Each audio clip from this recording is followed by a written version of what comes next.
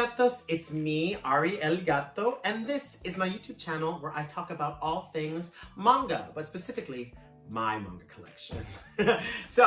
At the time of filming, we are at 1,014 volumes of manga. That is crazy! And I can't wait to keep growing with you all. But today, I've got a very exciting video for you. Today, I'm going to be talking about my favorite volume 1s. This is something I've been thinking a lot about because there are certain volume 1s that I know when I'm rereading a series, I skip. Is that bad? I skip some of them. But today's video is about volume 1s that I really and truly love. Volume 1s that made me excited about continuing to read the story, or volume 1s that set up a story so well that you couldn't put it down. And that's what we're going to talk about today. These are just my personal favorite volume 1s, and they're volume 1s from my personal collection. So it's not the definitive list. Maybe they're volume 1s that can get you started and interested in a new series or an old series. If you don't read manga very often, or even if you do, you want to reread some stuff, I've got my volume 1s that I can recommend to you, and I hope you enjoy it. Now, this list is going to be alphabetical, so there is no ranking of the volume 1s because I think they're all great. All the ones that I've picked are amazing. I was going to do a top 10, but then I had no impulse control, so I have 13 volumes of manga that I am going to be talking about today. I'm basically going to read you the synopsis and tell you a little bit about my feelings of when I read the volume 1. And yeah, hopefully send you on your way to hopefully buy these volume 1s or read them online because manga is amazing and we should be sharing with each other our favorite ones. And that's what we're going to do today. To start us off, we have a very exciting title that is newer. I think it just started coming out this year here in America, but I think it's been running in Shonenjump for a couple of years now, and that title is Akane Banashi. This is the first volume. You already get a taste of the art style. It's super fun, super fluid. I'm gonna read you the description that's on the back. This is a long description. Okay. Shinta Arakawa wants nothing more than to pass his Shinichi exam, the test that would make him a top-ranked headliner and master storyteller in the traditional Japanese art of rakugo. Akane Osaki, his daughter and biggest fan, spies on him while he practices and learns his routines for herself. When rakugo master Isho Arakawa expels everyone after the exam with no explanation, a fire is lit inside Akane. From that day forth, she has had one goal: to avenge her father and prove his art was worthy of the title of Shinichi. Akane unintentionally stirs up a scandal when she's discovered taking informal lessons from her father's former teacher, Shiguma Arakawa. And she's about to make even bigger waves because she is about to begin her first steps in climbing the ranks of a rakugo performer from Zenza opening act to Shinichi headliner by exchanging her secret lessons for formal training. But she'll still have to finish high school and navigate her relationship with Shiguma's existing apprentices, all while learning that becoming a stellar rakugoka takes much more than just being good at performing. So this is a manga about rakugo, which is this old form of storytelling. It's like one person, they sit down on a mat in front of a group of people, an audience rather, and they tell a story, but they embody all of the characters. And there's many different styles to rakugo. I once watched an anime about rakugo and I forget what it was called, but I really enjoyed it and really got interested in the idea of rakugo. The story is written by Yuki Suenaga, and the art is by Takamasa Moue. Rakugo being the basis of the story is kind of one of those things like Hikaru no Go, where it's about something that is not typical for a shonen story. It's something that is a game or is a practice or an art that you would think is hard to relate to, but the artist and the story writer here are so good at really sucking you in to the story and making these characters really endearing and lovely, and the art is just so crisp. It's I'm gonna show you a couple pages, I guess. I don't know. The art is so crisp and lovely and clear. Here's a page. I don't want to ruin anything, but this is a kind of an art style that makes me really, really excited to keep reading. There's so much comedy. There's so much expression in the characters' faces, which is what I usually really look for in mangaka. And I think that Takamasa Maue really does a great job about expressing everything, especially when you get into the Rakugo performance. They're inhabiting different characters, and so you have to change their facial expression and keep them consistent. And the way that they explain the Rakugo, and the way that they show them embodying the characters, like this panel here where she's becoming this character. It's so expressive, so fluid, so fun. And it really made me want to keep reading the second I put it down. I have the first 3 volumes and I absolutely love this series. I can't stop thinking about it. I think everybody needs to read it. So if you get a chance, go to your bookstore or order online, look up Akane Banashi. It's a really interesting story and a really fun time. I highly recommend. Number 2 on the list, again, alphabetical, is Volume 1 of Blood on the Tracks by Shuzo Oshimi. This is printed in the Vertical Comics line of Kodansha, and this is the front cover. You see a mother and her child. And here's the synopsis. Seiichi's mother loves him very much, and his days pass with placid regularity. School, friends, and even the attention of his attractive classmate, Fukiishi. Until one terrible summer day, that all changes. Shuzo Oshimi delivers his most unsettling work yet, the tale of a seemingly normal family suddenly swallowed up by the creeping horror of everyday life. Gorgeous art and understated script only serve to heighten the tension as we watch Seiichi Osabe's life spiral into nightmare. So yeah, this story, I mean, I don't want to spoil anything, but basically this is a story about a very tumultuous relationship between a mother and a child.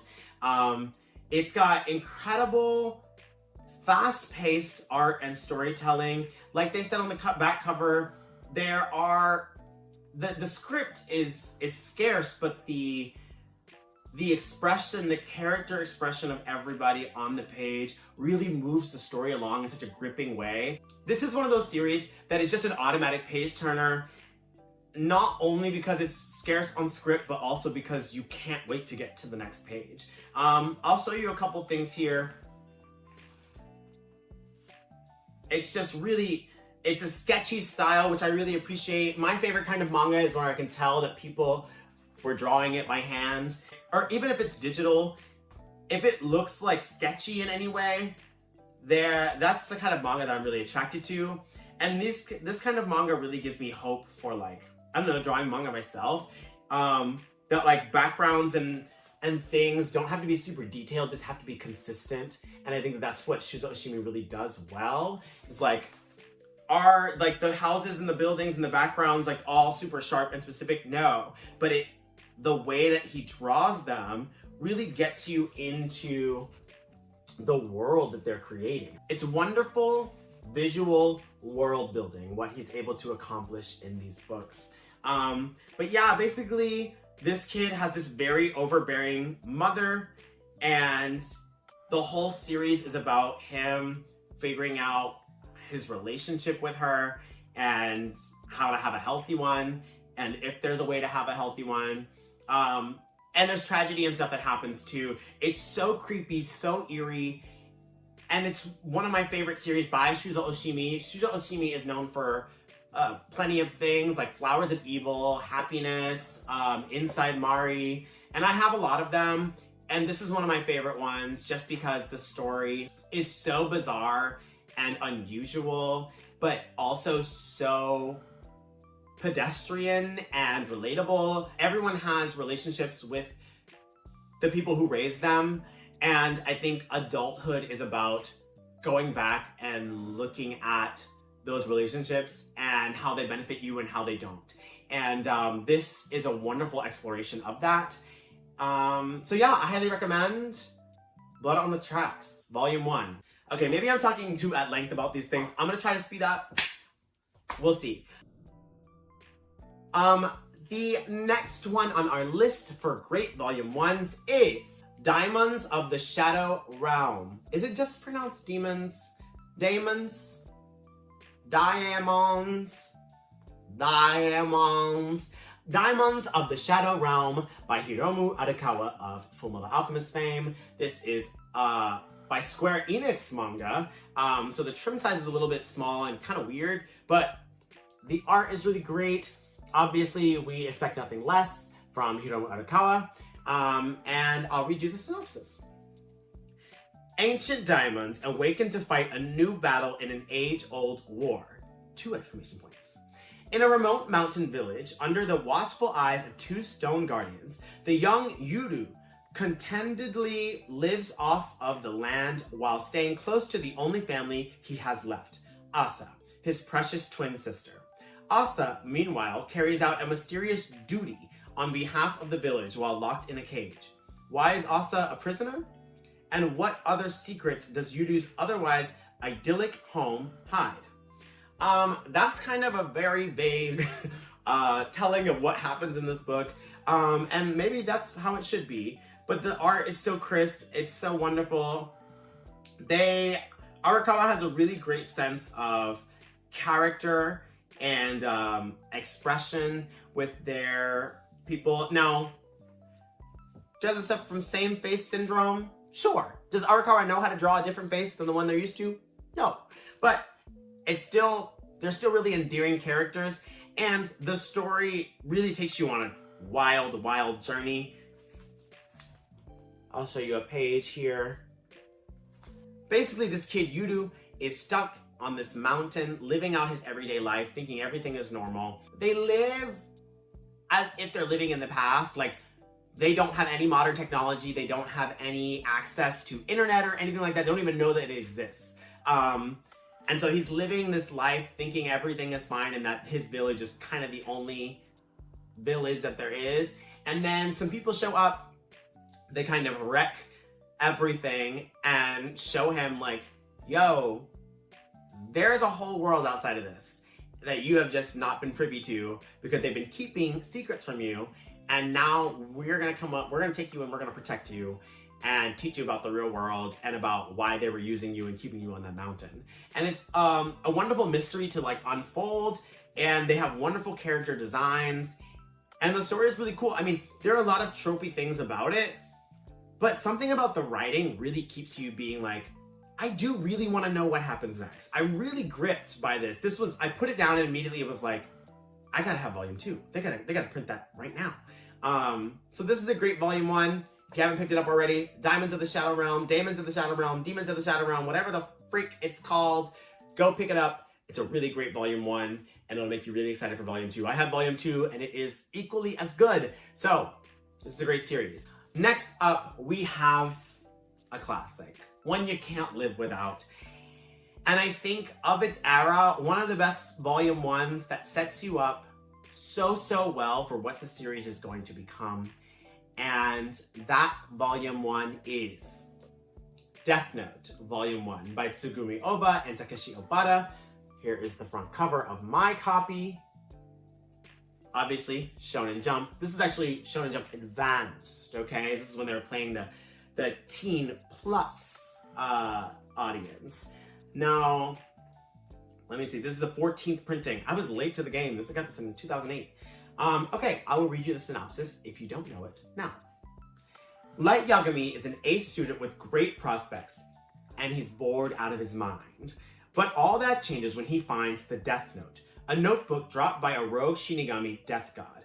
Any human whose name is written in the notebook dies, and now Light has vowed to use the power of the Death Note to rid the world of evil. But when criminals begin dropping dead, the authorities send the legendary detective L to track down the killer.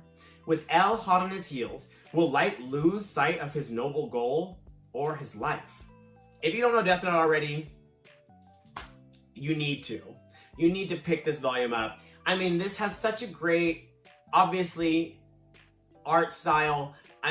Takeshi Obata is one of the most versatile artists that we have in the manga game right now. I love the way he switches everything up here with more darker tones. and more detail to the backgrounds of every page, because it's a smart manga. It's for people who are observing every little thing, because that's what Light does, right? He observes every little thing about his surrounding and about the people around him, and that's how he's able to so easily manipulate these people. But you see the beginnings of Light's ideology and the way that he thinks, and how that could potentially lead someone down a very crazy spiral, which obviously we end up seeing it all flesh out in the 12 volumes that we get. But yeah, it's just a really great volume 1. It sets up the rules of the game and says, now we play. And that is why this is one of the best volume 1s I own. Death Note Volume 1 by Takeshi Obata and Tsugumi Oba. Next on the list is another classic, okay? But this one's a shoujo classic. I'm talking about Fruits Basket Volume 1. Now, I do have the Collector's Omnibus Edition, which I think has the first 3 volumes in it.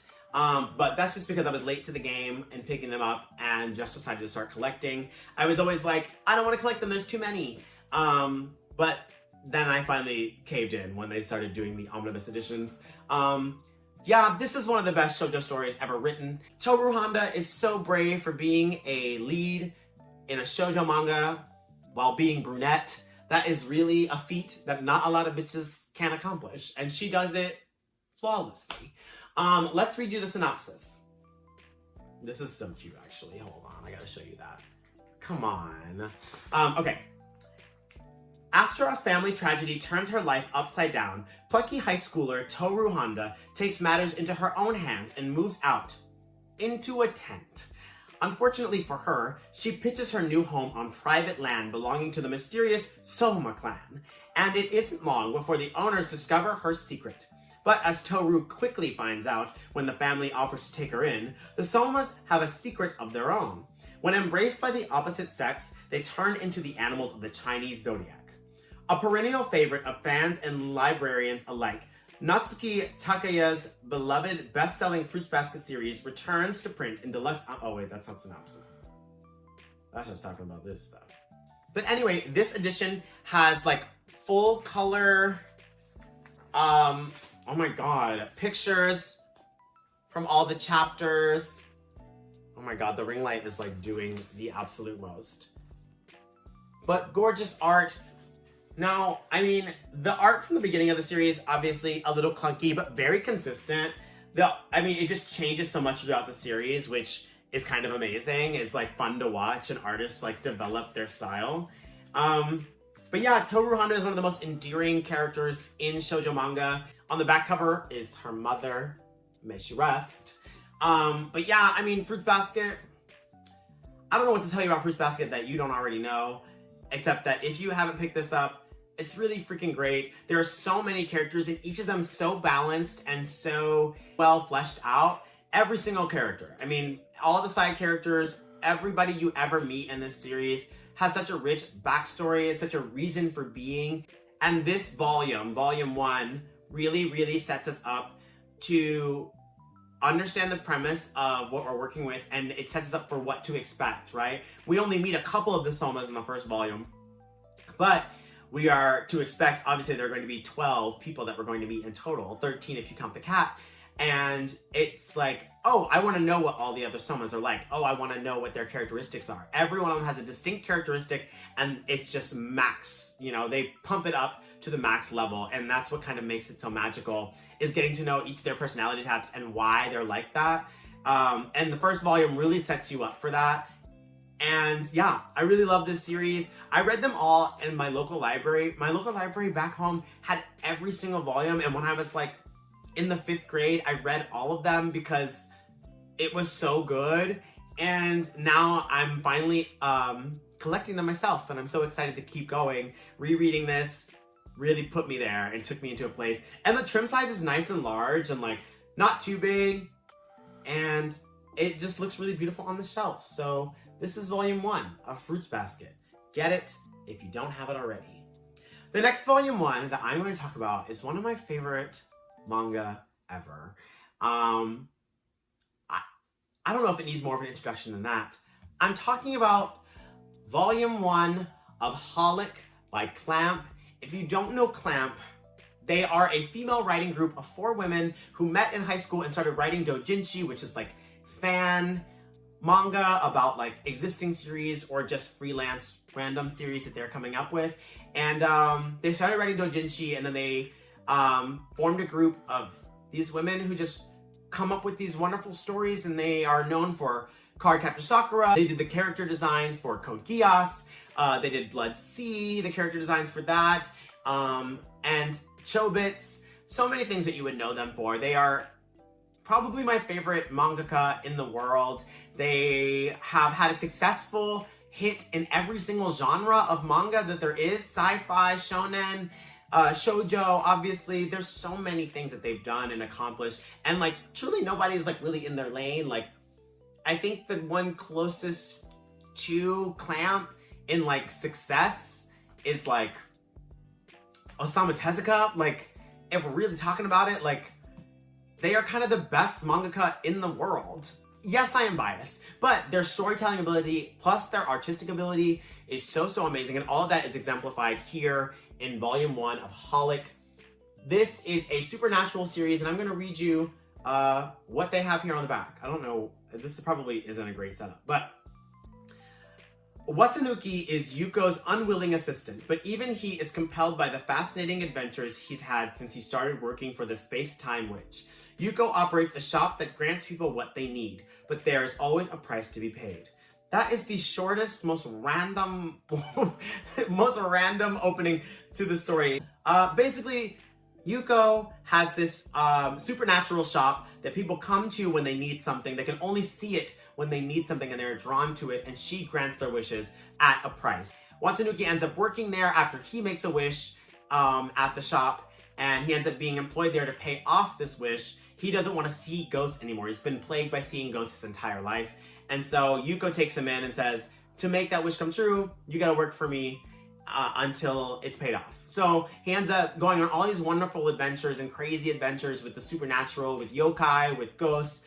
And I just love ghosts. I love yokai. I grew up seeing ghosts, so this story really touches me in a deep place because I know what it's like to grow up seeing ghosts and not wanting to see ghosts. And it also sets us up to delve into the further story, the mystery of the story that is written. Now, the cool thing about Holic is that it was written concurrently with Tsubasa Reservoir Chronicle. They were written at the same time, and the stories intertwine. Why Tsubasa isn't on this list is because I do love their first volume, but it's one of the first volumes that the setup is so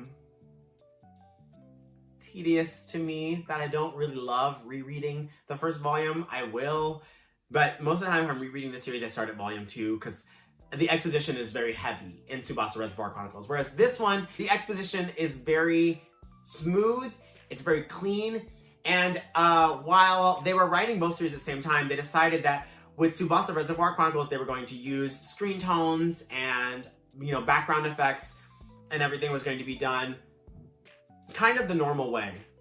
But with Holic, they decided that they were only going to do the backgrounds and everything with black pen. Like everything, there's no screen tones, there's nothing. They did everything by hand. Every background, everything that you see is meticulously drawn by hand by these women. It is incredible. It is beautiful. I'm gonna try to show you, I mean, it's just black ink. That's it. That's all they did. And it's like the detail, the level of attention to detail in these backgrounds, in these character designs is just so beautiful and breathtaking. I don't know if that's gonna even do it justice, what I'm showing you right now. But the characters that they create in this story are so funny, so fleshed out, and they make you really care about Watanuki's story and why you want to follow him on this journey. This is one of my favorite spreads of Yuko and Watanuki. The story that unfolds with Watanuki and Yuko and the characters in Tsubasa Reservoir Chronicles is so chilling and honestly brings me to tears every time I finish reading the series. This is one of my favorite series in the world. If you have not picked it up, you're missing out. If you don't pick up clamp titles, you're always missing out. But this one in particular is so wild and so full of heart that you don't want to miss out on this. Please pick up Holic. There are the 3 X's, XXX Holic, but the XXX stands for like a placeholder for whatever can go in front of Holic, like an alcoholic or, you know, anything that you're obsessed with. This is about people's obsessions and their wants and their needs. And that's why the XXX is there in the front to be that placeholder. So you just call it Holic. You don't pronounce the X's. It's like Hunter x Hunter, you know. This is the best series in the world. I will fight somebody to the tooth and nail, to the death, in defense of this. Clamp, the best artist, the best mangaka in the world, and Holic, one of the best series in the world. This is printed by Kodansha. I don't think they give a first printing, second printing, anything like that, but I love this series. Pick it up. Pick up Tsubasa as well. It's also a great series. And again, it's so cool to read them both because they intertwine certain chapters. Like when the characters show up here, they also are there. So you just, I know I'm saying the same thing in circles, but it's really freaking cool. So pick it up, okay? This next title is a more recent title to me in my collection. I just picked it up, but it's been out for a little while now. The anime's been out as well, and everyone really loves the anime. And I don't really watch a lot of anime. I'm more so a manga reader. And when I picked this volume up after hearing so much about the anime and the manga so far, I didn't know what to expect, but I really, really loved it so much. I'm talking about Volume 1 of Kemono Jihen. This is the front cover. It is written by Sho Aomoto, and I'll read you the synopsis now. Welcome to the Monster Detective Agency. In a quiet rural village, livestock has been dying off in a strange manner. Inugami, a detective of the occult, is summoned from Tokyo to solve the mystery. He meets a boy scorned by the villagers who call him Dorotabo, after a yokai that dwells in the muddy fields. Inugami soon learns that there is more to the boy than meets the eye, and vice versa. So, I mean, that's actually a really great synopsis. This detective meets this kid in the field while he's trying to figure out the mystery of this town. He discovers that this kid is a yokai, and he ends up taking him from the village that he lived in into Tokyo to become a part of his monster detective agency where they solve mysteries and stuff dealing with yokai. Yeah, it's a really great story. The second I put it down, I was so excited to continue. I mean, it was one of the most refreshing manga that I've read in a while. The art style is really, again, clean and characterful. The character designs are really cool. Some of the pages can be a bit wordy, but ultimately, I think the story is really great. The art is really great. And it made me really excited to keep reading. Oh, this is creepy. And it's creepy. I love horror manga. I love creepy stuff. They had some really fun, creepy, cool things in here. It's definitely worth the read or worth the watch, I hear. Really great characters, really great storytelling. Kemono Jihen, Volume 1, great stuff. I know I said that Holic was one of the best manga series to ever be written, and I was right about that. But this next series is probably the best manga series that's ever been written. It is by the legendary author Naoki Urasawa, Volume 1 of Monster. Now this is one of my favorite stories. I watched the anime on Sci-Fi Network. Back in the day, they used to have Anna Mondays. Make some noise if you're an Anna Monday fan, where they used to show the most random anime, but I got introduced to Gurren Lagann that way, Nioin, Tactics, so many wonderful off the beaten path anime, and Monster was one of those anime that I watched there and then finished later on in life, and it's a 75 episode anime that is so gripping and so compelling and so captivating, and the manga is somehow even better. I'll read you the synopsis now.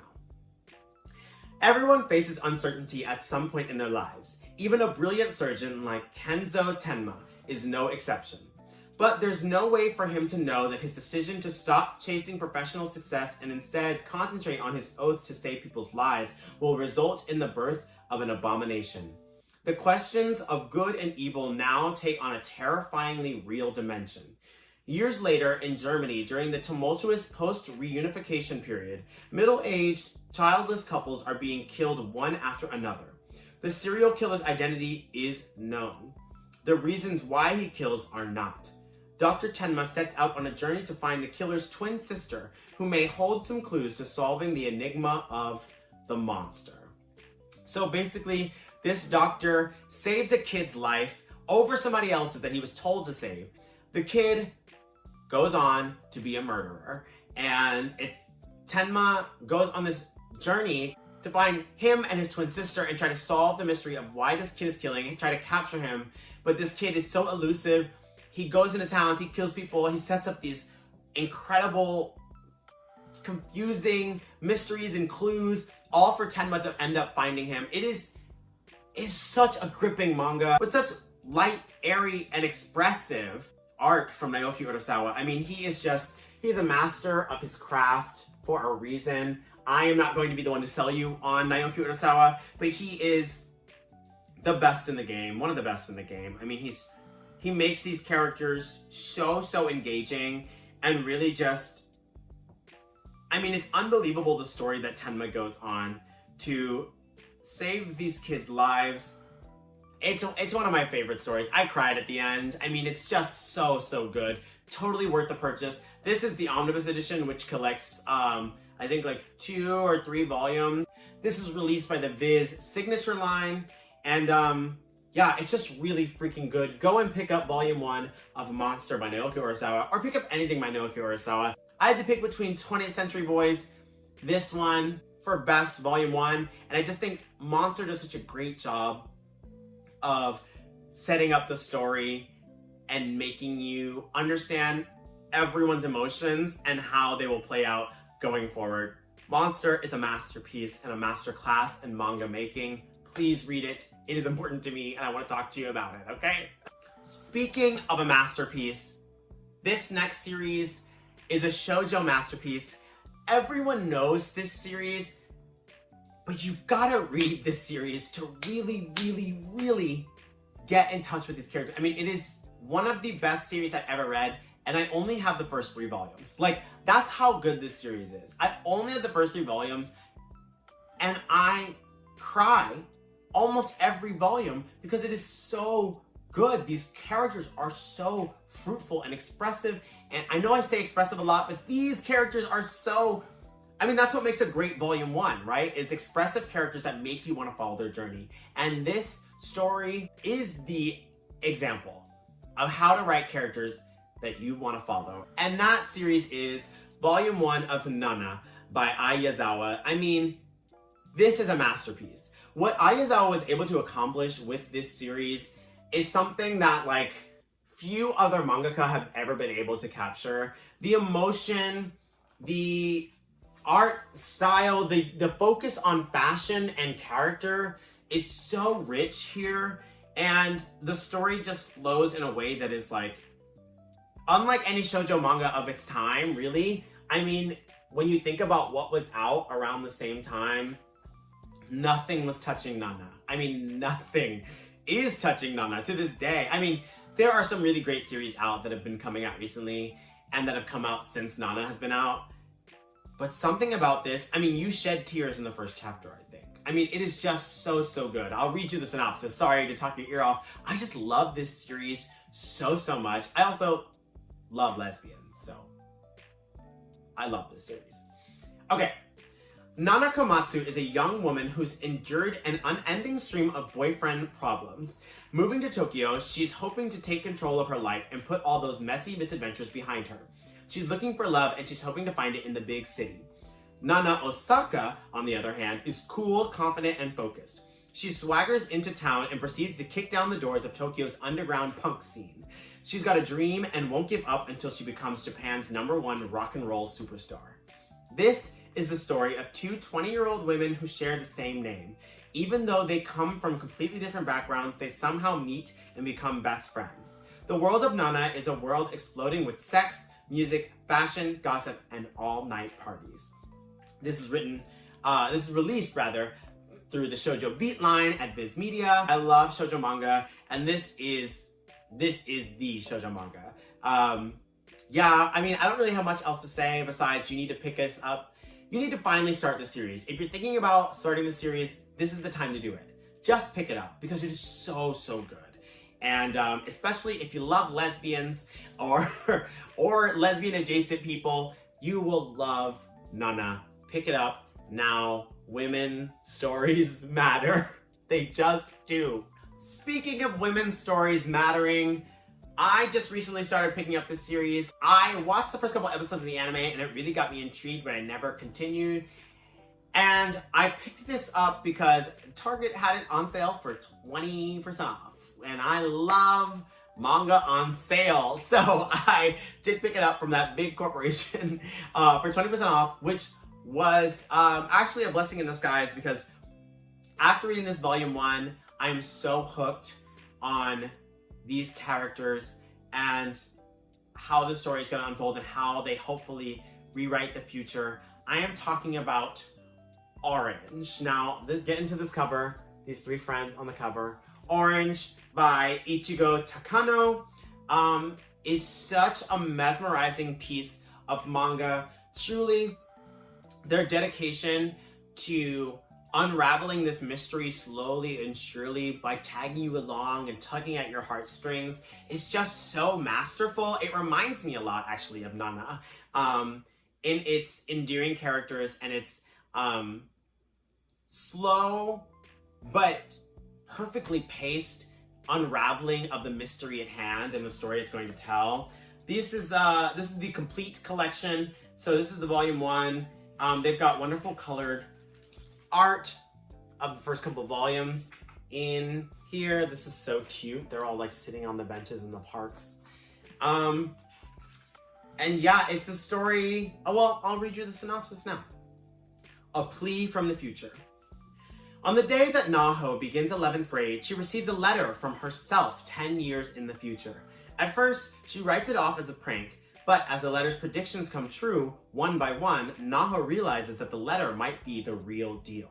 Her future self tells Naho that a new transfer student, a boy named Kakeru, will soon join her class. The letter begs Naho to watch over him, saying that only Naho can save Kakeru from Kakeru. I'm saying that crazy, but I'm tired, I don't care. Naho can save Kakeru from a terrible future. Who is this mystery boy, and can Naho save him from his destiny? The heart-wrenching sci-fi romance that has over 1 million copies in print in Japan. Wow, 1 million copies. This is printed by 7 Seas. So, so good. I love sci-fi stuff. I love mysteries. I'm a really sentimental person, and so if you're a really sentimental person, if you've ever thought about the past and overthought every little decision that you've ever made, this is the manga for you because that is what the lead character Naho does to her self in the past. She rewrites everything and says, please change this, please do this. And it's one of those things that you wish you could always do is go back and change these little things about the past. And it's so relatable. These characters feel so real.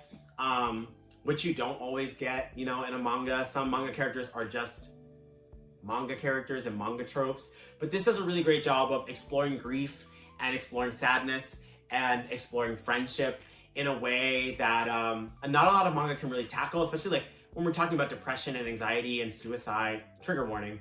They're talking about depression, anxiety, and suicide.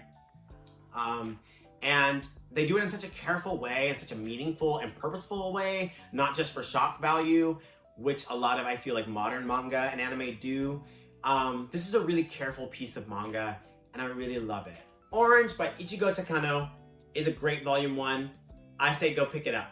Okay, we're getting down to the nitty-gritty. I'm so nervous. This is the last 3 volumes. Again, none of this was in any kind of order, but this next volume 1 changed my life, I think.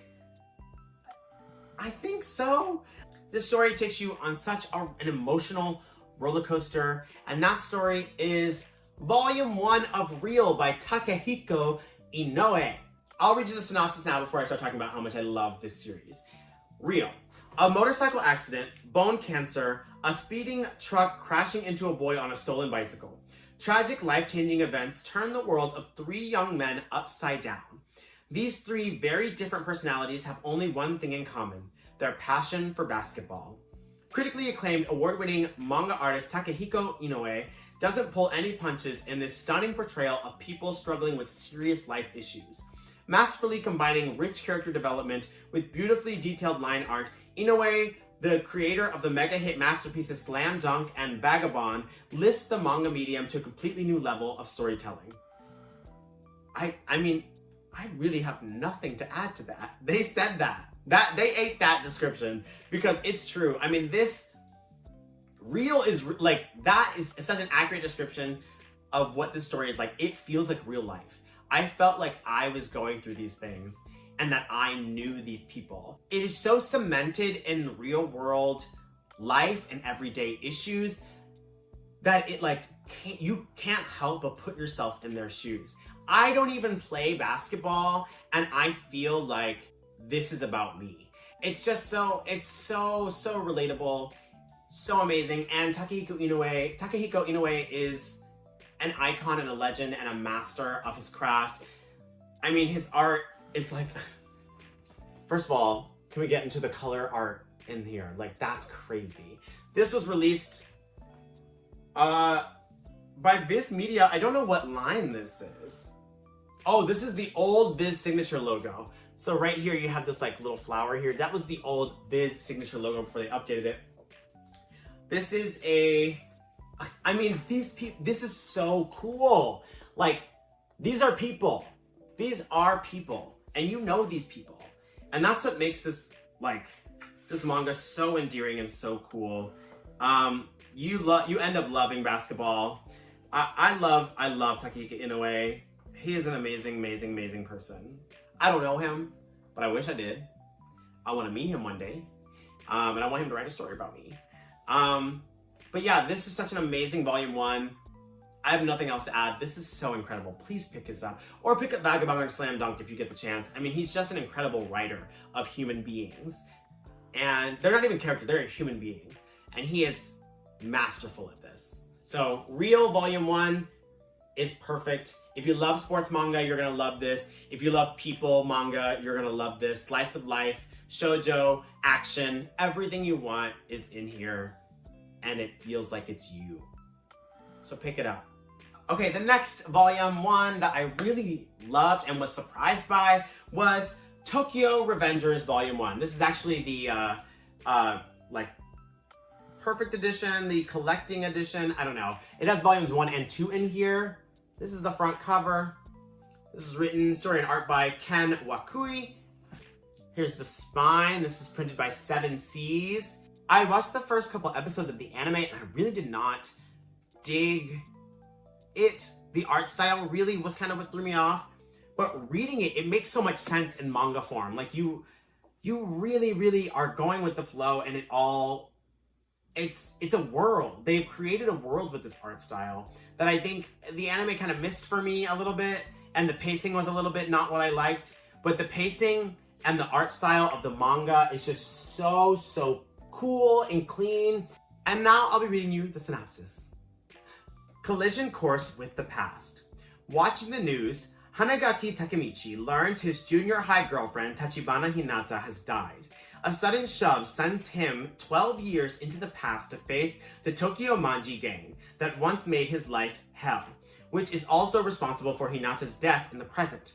To save Hinata and change the future, Takemichi must rise to the top of Kanto's most sinister delinquent gang. But things aren't so simple when he befriends the gang's leader, Mikey. What turned Mikey from a petulant child to the leader of the most infamous gang in Tokyo? Yeah, again, printed by 7 Seas. You probably all heard of it because the anime is super successful. This volume 1 kind of blew me away. Their expressive nature of these characters, the passion that each of these characters feels and tells. I mean, truly, this is adolescence in its purest form, and you can't help but relate to these kids and relate to the idea of like growing up and becoming a completely different person than you were in high school and wondering like, what happened? What happened to these people? What happened to me? And reading the synopsis kind of reminds me of Orange. Very different take from Orange, let me say that. But both so good. Yeah, the character designs are really great. The character fleshing out is great. A lot of shonen tropes, but a lot of really good stuff in here. I really highly recommend it. I didn't know I was gonna really love this series in the way that I did. I just picked up the volume 1 and 2 because I saw them somewhere and finally decided to pick it up. And I was so surprised that I fell in love with it because, again, I tried the anime and I didn't love it, but it makes so much sense as a manga. It's so successful in what it tries to do here and what it does here, and it made me so excited to keep reading. So I highly recommend Tokyo Revengers Volume 1, and actually Volumes 1 and 2 are available in these new copies from 7 Seas. So pick it up. Last but certainly not least, this manga series, I only have Volume 1. I picked it up a few months ago when it had just come out, and I didn't know what to expect. I had heard about it through the Omnibus Collector. Shout out to him and his YouTube channel here. He spoke about it in his new releases, and I went and picked it up because I saw it at my local bookstore and was like, why not give it a try? I heard him talk about it. He said it was great. I was not prepared for how gripped I was by this story. I am talking about Volume 1 of Usotoki Rhetoric. This is the front cover. It is written by Ritsu Miyako, and it is printed by One Piece Books. So I don't really have many. I think this is the first book I've ever gotten from One Piece Books. The trim size is nice and regular, and I love the cover. I think it's really freaking sweet. I'll read you the synopsis now. It is 1926, the first year of the Showa era. Urabe Kanoko has left her hometown after it turns against her for having the ability to hear lies when spoken. She collapses from hunger after arriving in a town called Tsukumoya, where she meets a poverty-stricken detective named Iwai Soma. Is this fate or something more? So basically, yeah, this girl can hear people when they lie, which has turned everyone in her life against her because she would always pinpoint when they were lying, and they were like, yo, shut up. Don't tell on me like that, you little snitch. And so she ended up being really, really quiet and secluded, and then eventually decided to move away because no one really understood her. She wanted to create a life for herself. And yeah, runs into this detective and is able to help him solve some things that are going on in this town. This lead character, you end up feeling for her so much, and you just want her to succeed because it's not her fault she was born this way, you know, with this ability to detect lies. It wraps you in with this overarching mystery and mystique to what is really going on, not only with her, but the town she'd come to and the detective that she's with. This shocked me. I was not sure what to expect. The art style gives me a little shoujo vibe, so I was like, oh, it might just be like a regular, like, run-of-the-mill shoujo story. No, this is something more. This is so exciting to me, and I think it's a short series. I think it only has like 10 or 12 volumes. So if you are looking for a cool mystery or detective story that's slightly supernatural, pick this up. This is so cool. It's only $10.95, which when you think about the new price hike for the vizmedia manga, which is gonna be like $10.99, to get it the regular trim size and it be $10.95 is a really good deal. And the story is so good and it's so worth it. Support One Piece Books. If this is the title that they're coming out with, they must have tons of other really great titles too, because this is fantastic. I loved this Volume 1. This is the reason that I wanted to make this video, because of this one. So pick it up, please. It is Usotoki Rhetoric by Ritsu Miyako. Okay, and that's it. I got through 13 Volume 1s that I wanted to share with you. These are probably some of my favorite Volume 1s that I own. I've got a lot of series that I love, but I don't always love their Volume 1s. These Volume 1s are the ones that are going to get you hooked on the series immediately. Without a shadow of a doubt, you're gonna pick up the next volume. That is how good these Volume 1s are. So I highly recommend all of them. I will put the list in the description below of what they are and maybe where you can get them. You could probably look that up yourself. I'm not sure. I can't do all the work, okay? I can't carry this whole genre, the entire manga industry on my petite little woman's shoulders, okay? But I'm so excited that I got to share these with you. Please let me know if you have any favorite Volume 1s. that you own or that you would like me to read. I am always looking for new manga to collect, obviously. So if you have any recommendations for volume 1s, please let me know in the comments. As always, don't forget to like, comment, and subscribe, and I'll see you in the next video. Bye, mis gatos.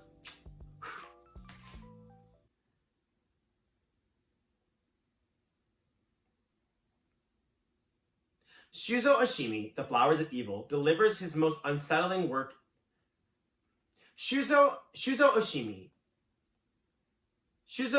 Fuck.